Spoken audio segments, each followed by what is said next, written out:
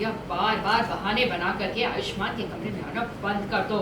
उसे कोई जरूरत नहीं है तुम्हारी, अपना ख्याल रख सकता है वो। शादी?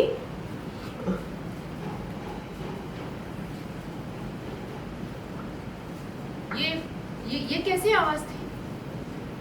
आवाज? कैसी आवाज? कोई आवाज भी तो नहीं है यहाँ पे। नहीं आयुष्मान, मुझे भी सुनाई नहीं। क्या तुम तो रहने, तुम फिर से यहाँ खड़े रहने का बहाना मत बनाओ, जाओ यहाँ से। प्लीज ये सब ऐसे मत करो, मैं सच में बदल गई। अब मैं फिर से इस पूरे परिवार के लोगों का और तुम्हारा दिल जीतना चाहती हूँ। भैया, तुम्हारी मेरे दिल में और इस परिवार में कोई जगह नहीं है, तुम चली जाओ यहाँ से।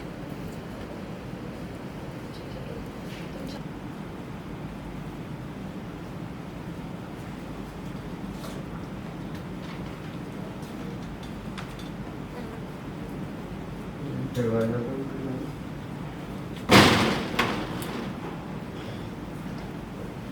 फाइनल करके चला।